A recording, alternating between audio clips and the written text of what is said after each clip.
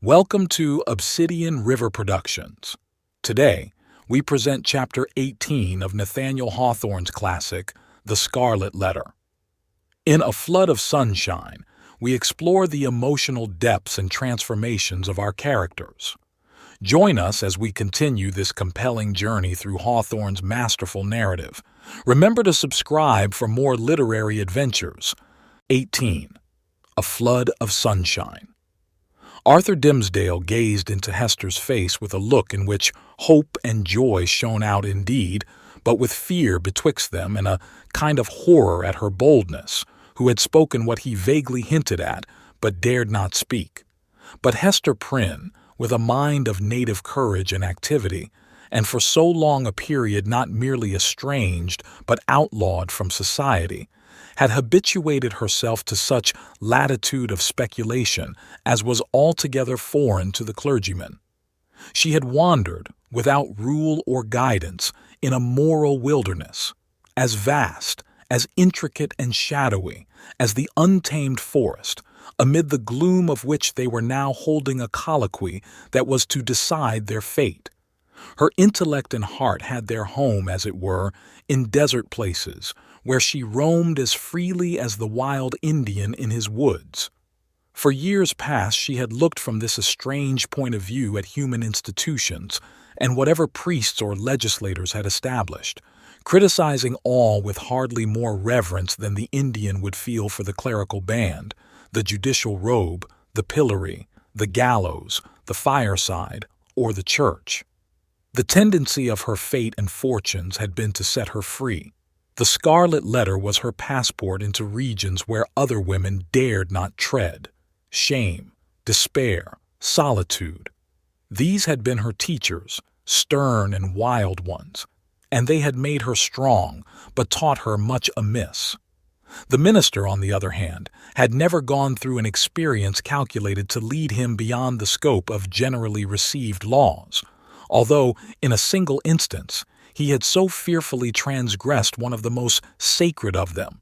But this had been a sin of passion, not of principle, nor even purpose. Since that wretched epoch he had watched, with morbid zeal and minuteness, not his acts, for those it was easy to arrange, but each breath of emotion and his every thought.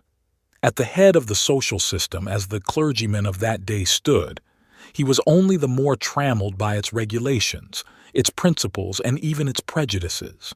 As a priest, the framework of his order inevitably hemmed him in. As a man who had once sinned, but who kept his conscience all alive and painfully sensitive by the fretting of an unhealed wound, he might have been supposed safer within the line of virtue than if he had never sinned at all. Thus, we seem to see that, as regarded Hester Prynne, the whole 7 years of outlaw and ignominy had been little other than a preparation for this very hour.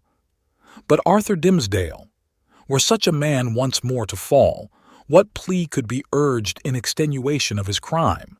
None, unless it avail him somewhat that he was broken down by long and exquisite suffering, that his mind was darkened and confused by the very remorse which harrowed it, that, between fleeing as an avowed criminal and remaining as a hypocrite, conscience might find it hard to strike the balance, that it was human to avoid the peril of death and infamy and the inscrutable machinations of an enemy, that, finally, to this poor pilgrim on his dreary and desert path, faint, sick, miserable, there appeared a glimpse of human affection and sympathy, a new life and a true one, in exchange for the heavy doom which he was now expiating. And be the stern and sad truth spoken, that the breach which guilt has once made into the human soul is never, in this mortal state, repaired. It may be watched and guarded, so that the enemy shall not force his way again into the citadel, and might even, in his subsequent assaults, select some other avenue, in preference to that where he had formerly succeeded. But there is still the ruined wall, and, near it, the stealthy tread of the foe that would win over again his unforgotten triumph. The struggle, if there were one, need not be described. Let it suffice that the clergyman resolved to flee, and not alone. If, in all these past 7 years, thought he, I could recall one instant of peace or hope, I would yet endure for the sake of that earnest of heaven's mercy. But now, since I am irrevocably doomed, wherefore should I not snatch the solace allowed to the condemned culprit before his execution? Or, if this be the path to a better life, as Hester would persuade me, I surely give up no fairer prospect by pursuing it. Neither can I any longer live without her companionship. So powerful is she to sustain, so tender to soothe. O thou to whom I dare not lift mine eyes, wilt thou yet pardon me? Thou wilt go, said Hester calmly as he met her glance. The decision once made, a glow of strange enjoyment threw its flickering brightness over the trouble of his breast. It was the exhilarating effect, upon a prisoner just escaped from the dungeon of his own heart, of breathing the wild, free atmosphere of an unredeemed, unchristianized, lawless region.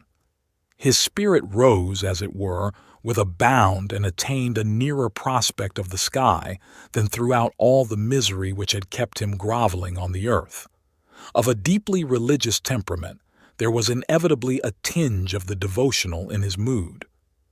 "Do I feel joy again?" cried he, wondering at himself. "Methought the germ of it was dead in me. O Hester, thou art my better angel. I seem to have flung myself, sick, sin-stained and sorrow-blackened, down upon these forest leaves, and to have risen up all made anew, and with new powers to glorify him that hath been merciful. This is already the better life. Why did we not find it sooner?" "Let us not look back," answered Hester Prynne. "The past is gone. Wherefore should we linger upon it now? See, with this symbol I undo it all and make it as it had never been." So speaking, she undid the clasp that fastened the scarlet letter, and taking it from her bosom, threw it to a distance among the withered leaves. The mystic token alighted on the hither verge of the stream. With a hand's breadth farther flight it would have fallen into the water, and have given the little brook another woe to carry onward, besides the unintelligible tale which it still kept murmuring about. But there lay the embroidered letter glittering like a lost jewel which some ill-fated wanderer might pick up, and thenceforth be haunted by strange phantoms of guilt, sinkings of the heart, and unaccountable misfortune.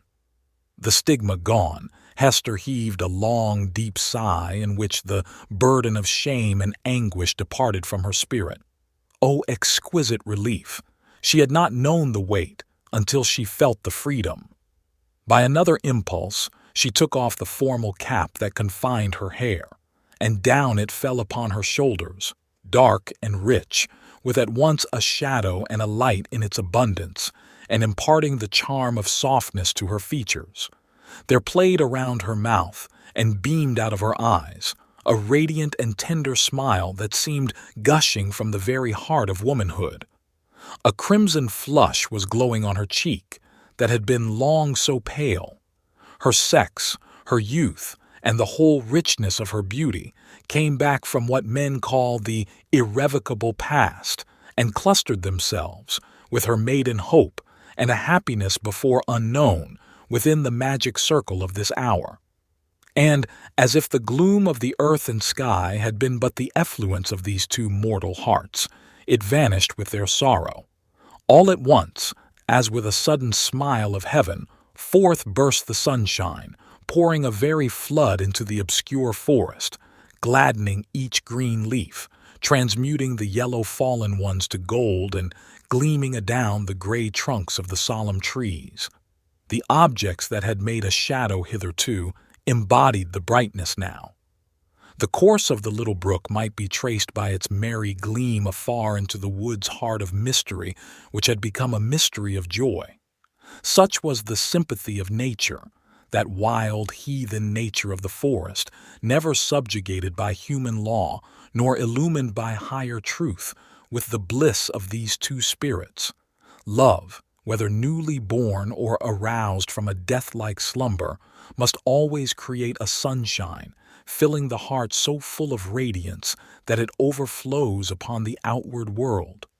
Had the forest still kept its gloom, it would have been bright in Hester's eyes, and bright in Arthur Dimmesdale's. Hester looked at him with the thrill of another joy. "Thou must know Pearl," said she. "Our little Pearl. Thou hast seen her. Yes, I know it, but thou wilt see her now with other eyes. She is a strange child. I hardly comprehend her, but thou wilt love her dearly as I do, and wilt advise me how to deal with her." "Dost thou think the child will be glad to know me?" asked the minister, somewhat uneasily. "I have long shrunk from children because they often show a distrust, a backwardness to be familiar with me. I have even been afraid of little Pearl."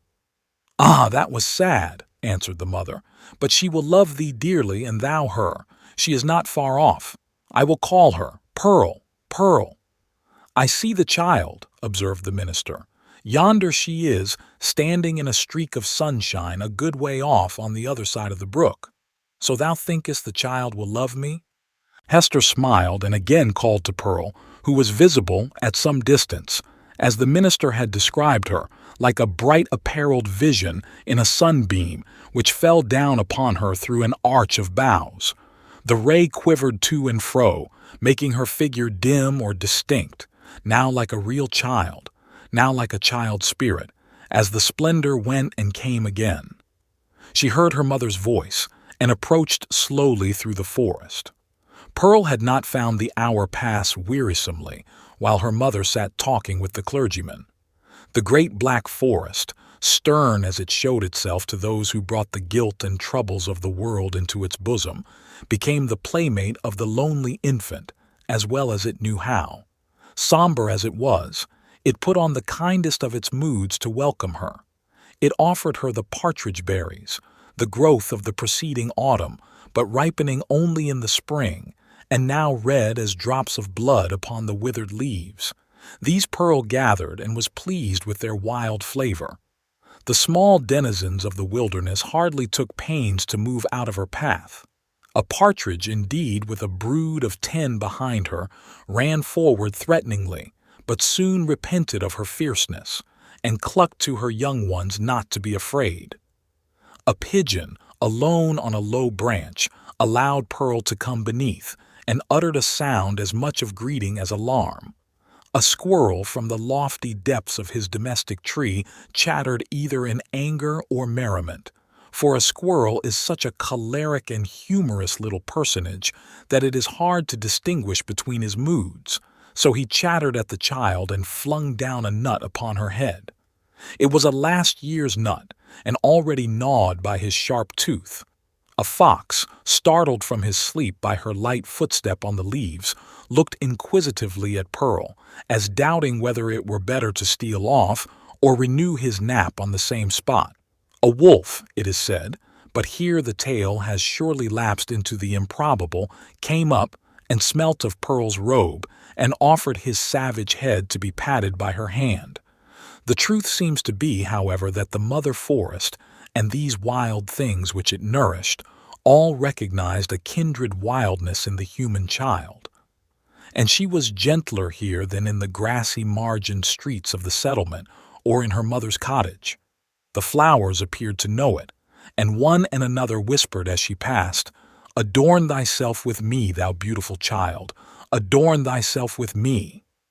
And to please them, Pearl gathered the violets and anemones and columbines and some twigs of the freshest green, which the old trees held down before her eyes.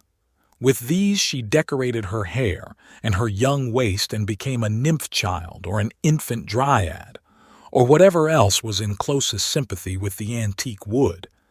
In such guise had Pearl adorned herself when she heard her mother's voice and came slowly back. Slowly, for she saw the clergyman. Thank you for joining us for Chapter 18 of The Scarlet Letter. As the story of Hester Prynne continues to reveal deep insights into human nature and morality, we invite you to stay tuned for more.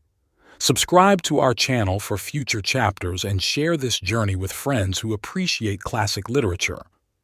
Don't forget to subscribe to our newsletter for a free, full-length, ad-free audiobook from our catalog. Join us next time as the saga unfolds in Chapter 19.